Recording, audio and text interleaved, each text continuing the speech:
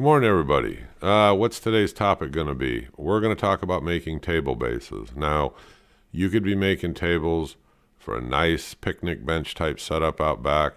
You might want to make them for your shop. There are lots of variations from just using square tube steel to using kind of like flat cold rolled and doing all kinds of things with it. I'm going to throw up a couple pictures, maybe a few of them. I'm going to discuss with you, what I've done, what works, and what I think are not hard projects. So give me a second and I'll throw it up. Nice little wild video here in the background. This guy's got a nice Lincoln helmet on. I wish I had one, I don't. But I do have a self-darkening one. All right, anyway, let's get after it. Like I've always said, no long intros. Let's get right to it. Let's have a discussion about it. I seem to be getting a ton of requests, from the forum especially on, hey, can you talk more about, different projects we can do, because we're running out of ideas on what to do with, MIG welding and things that we can do, to sell items to kind of fuel our hobby. What I do is I commented in one of my comments to somebody that wrote me, what I do is I take photographs of everything that I do, everything that I make. I carry them around with me. Now, I'm not trying to make a living, but I am trying to fuel my my hobby, my side projects. And I do pretty good at it. I do okay at roller coasters. Sometimes I get busier than I want, other times not so busy. But it's a good idea. Always photograph your work so that you have photos to show people, and don't make high prices on stuff. Talk about pricing later on and what I do. Right now, let's get after it. Let's throw up those pictures and let's start talking about it. Okay, let's take a look here on the upper left. I got the same table left and right, but we'll start with looking at the left here. He went out and he got some rectangular tube steel. Now, again, you can get these out at the supplier. You can buy them in lengths, bring them home, and use your cutoff saw. You could even use an angle grinder with a cutoff blade. It's just going to take you just a little bit longer, but it's all very doable. And he went ahead and he probably laid this out to the dimensions he wanted in length and in height. Not sure about the height, go measure your dining room table. That's probably a good starting point. Now for me, I'm tall. I'm about 6'5", so when I made my tables for my outside, my garage or my shop, I made them to a different height. I wanted it to be a very comfortable height for like when I'm standing in front of it, and not necessarily just a standard height. So you have to be the judge of that and decide the height that you want. But if you take a look at these pictures, it isn't that hard of a project to weld. And you take a look at the picture on the right, the very ends of the tube steel. He used some flat cold rolled steel, and he made these end caps out of flat. And he put them on, he cut them, put them on there, welded them, and weld them all the way around, and then come back with one of your flap wheels. Some people say, hey, you can start out with 40 grit flap wheels. You can. I've got some. A lot of times my welds aren't that bad, and I can use 60, and then I go to 80, and you can play around and decide where you want to start. I just don't want to use a whole bunch of wheels, so sometimes it's better just to use that 40 or that 60 grit initially, and it'll take down those welds like real fast. So be careful you don't go through the welds and you'll end up with these micro cracks. It's not a big deal. You can re-weld and, regrind or, resand them with a flap disc, but still a little bit of a pain. But that's how he did the ends of these, and they look nice rather than just having, that rectangular steel, open. Now let's talk about the legs.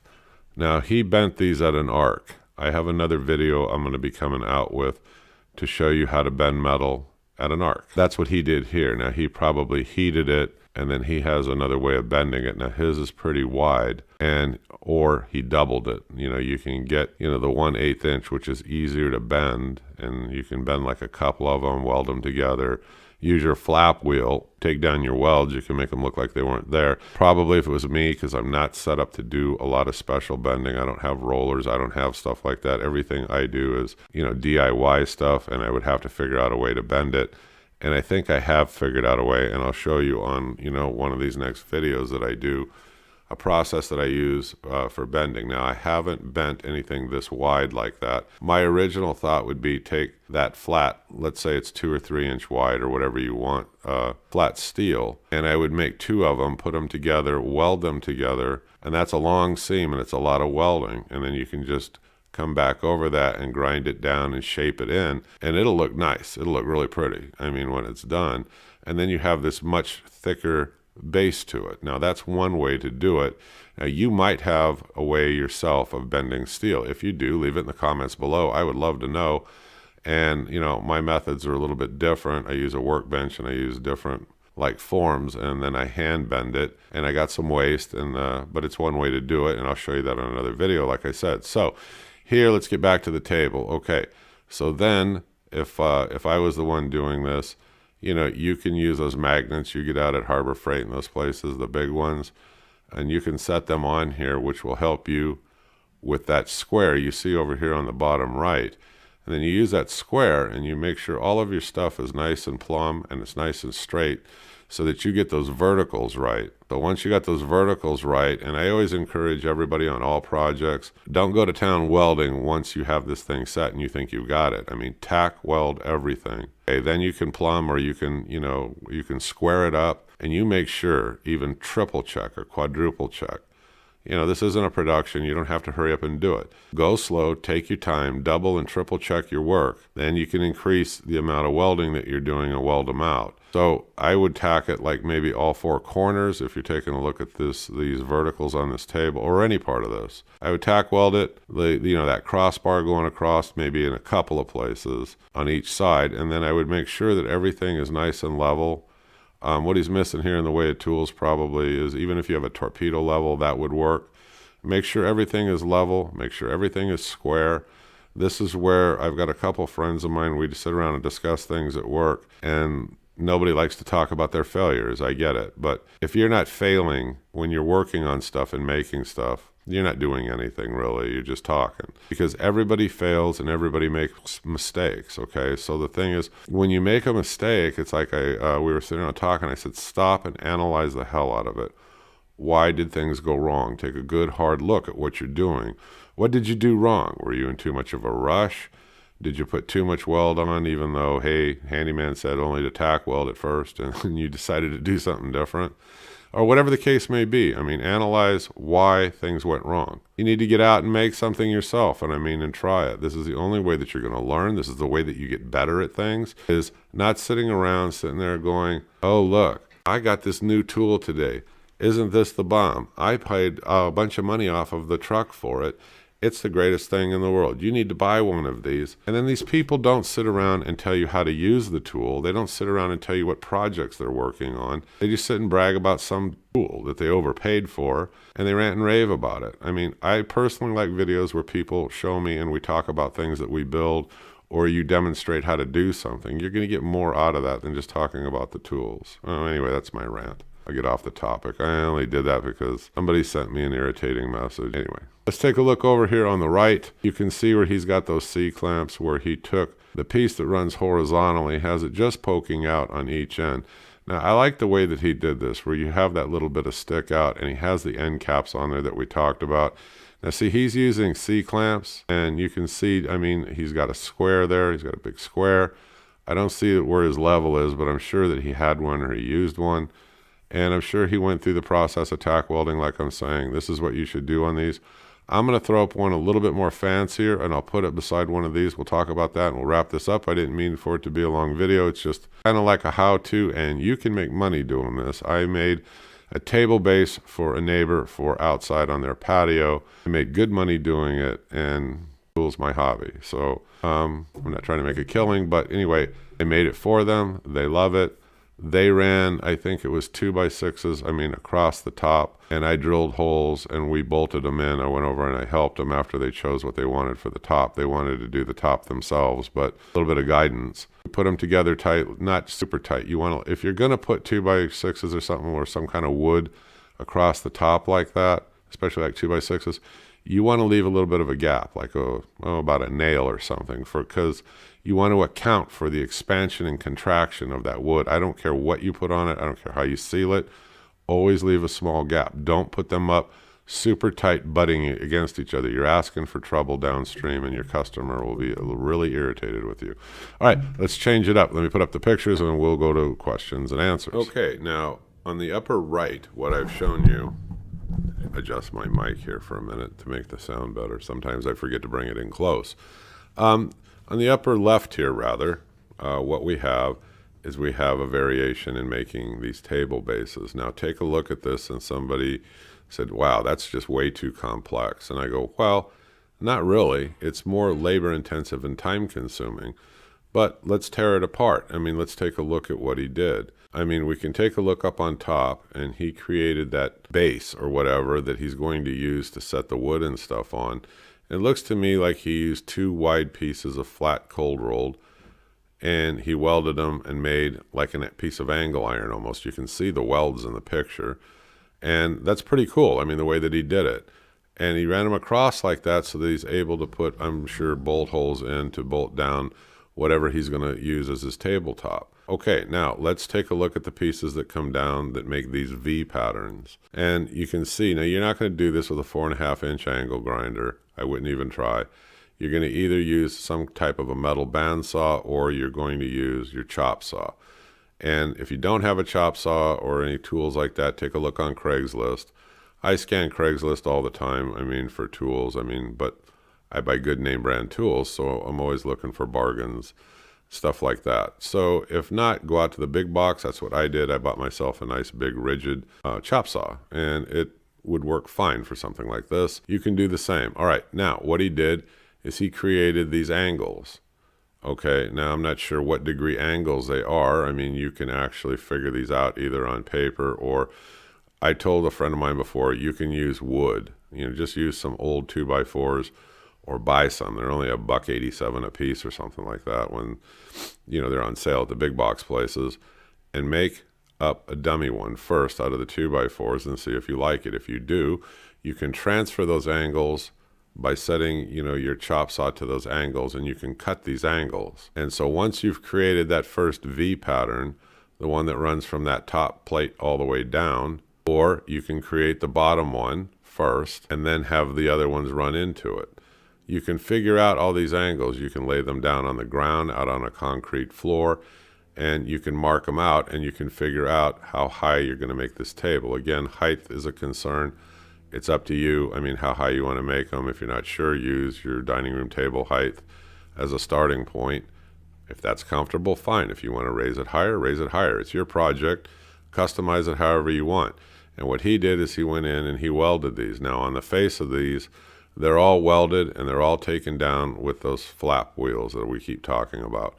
And he ground everything down. He took his time. You can see where he took time, and he made sure that these all blended in and they're not showing. So then you have your angles on the verticals. Then you have all your angles done, and you have your verticals in place. Tack weld everything. Take a look at it. Does it look good? Yeah. Use your concrete flooring, and then you can turn around when you do the second one, you can lay them out, because you want to make sure these things match up, and you want your measurements to be accurate so that when you have one spread out from the other, you know, they're not varying in height, and they don't look bad. So, I mean, I like laying things out on the concrete floor, and when I set things on there, I mean, a lot of times I'm assured that I'm going to have accuracy when I go to flip this stuff up. Now, let's go back over to the right, and I'm going to wrap this video up.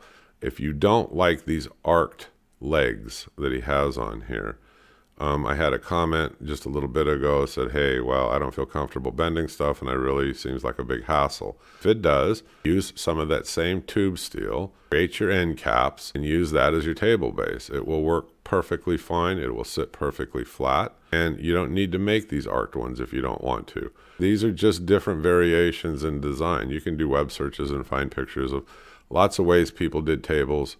I just chose these two because one of them is what I used when I did my neighbors. Now the one over on the left, no, I didn't, but this is a really interesting idea for the future if I ever have to make another one. I really like the design the guy put into it. I don't think it would be that hard. I think that the layout might take you some time, but the actual welding, cleanup, and what it looks like when it's done, I think is fantastic. Again, you can paint them any color that you want. If it's going to be outside, I mean, I would use something designed for outside in terms of paint. I like Rust-Oleum. I always wipe everything. I always clean everything off real well, and I clean it off real well with acetone, okay? You can use alcohol. I've said this in previous videos. You can use other things. My preference is just using the acetone. Questions and answers real quick, and let's wrap this up. I didn't mean it to be a long video. What size MIG wire did I use? 030. But that doesn't mean you can't use the others. Of course you can. Use whatever you have. And I mean, you can play around and you can go, back over your welds and make things thicker or whatever you want to do. But no, I used 030. No, I did not use flux cord. That's not my favorite thing. I like the gas shielded wire.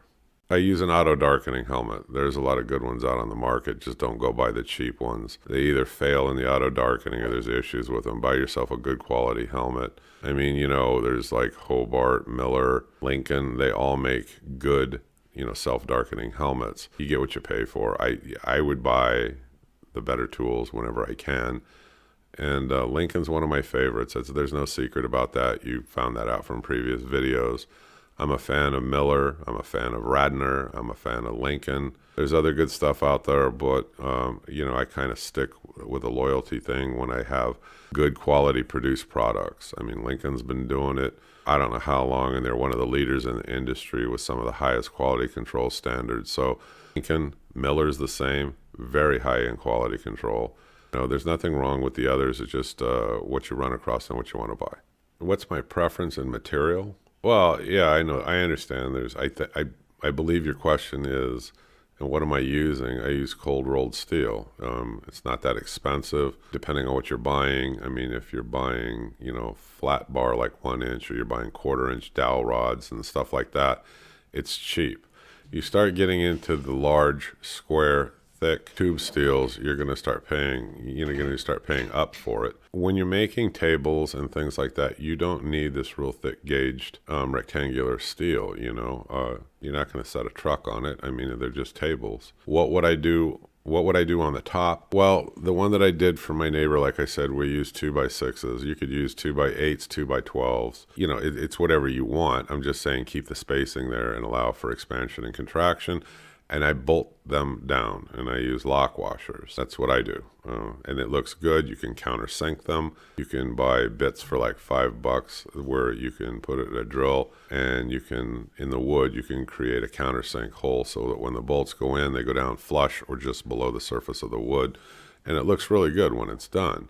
What do I do in terms of the woodworking aspect of it is another question. I went over this in a previous video. I sand them down. I probably start with either 60 or 80 grit, and I use a belt sander at first. If the wood's really messed up, I go 60, 80, then I come across it with 120 using a belt sander. But there's technique to using a belt sander, because if you're not careful, this thing can really take off a lot of wood very quickly. So watch one of my previous videos on how to use a belt sander. That's the process I go through. I may not start with 60. If the wood looks pretty darn clean and it's pretty level and everything looks great, I might start with 80. Then I go to 120. After 120, I go to a random orbital sander, and I might sand it up to 150 because I'm going to put some kind of a finish on there. And you want it to look good. You spent this much time making this. If it's going to be a picnic table or something, 150, and then I would use outdoor staining. And I know Lowe's, Home Depot have a variation in colors. That, again, is another video I did on that. And you can look back on that or choose your own product. If you're going to make this for a tabletop in your workshop, it doesn't matter. I wouldn't even worry about it. I mean, what I've done with mine is I sand it to, 80 or something. And then I put linseed oil and I rub it in really good. And I might put a couple of coats on there, and then I don't do anything else to it. And every 8 months or a year, if it starts looking funky, I just put another coat of linseed oil and I rub it in by hand real good. I let it dry, and that's all I do for a workbench. Okay, I've answered several of the more important questions. I think I've got all the bases covered in this. I didn't want this to be a long video. This is just another how-to project. Take a look at them. Think about the things that we discussed. There's some basic tools you're going to need. Chop saw. You're going to need a good square. You're going to need a good level. You're going to need clamps, okay? And, of course, you're going to need a welder. And that's really about all you're really going to need. So the tools are kind of minimal, but you want good quality tools. You can do it. You just got to get out there and start it. Nobody says you got to finish it today. It doesn't matter if you work on it a little at a time and you don't finish it for a flipping month. Who cares? Point is, take your time. You want this to come out looking really good when you're done. Or maybe you don't, and you just want it for that workbench. Still, you made it yourself. You made it stout. You made it exactly the way you wanted it. You made it the height that you wanted it. You made it the width and the length that you wanted. I'll show you some workbenches in another video that I've made, and I've got a massive one here at home I made, and I made it to my own specifications the way I wanted. Home handyman, I'm rattling on. Look, sorry, it meant to be a short video. You folks have a good day. I'll see you on the next video. Thank you. Bye-bye. And don't forget, you can make money with these.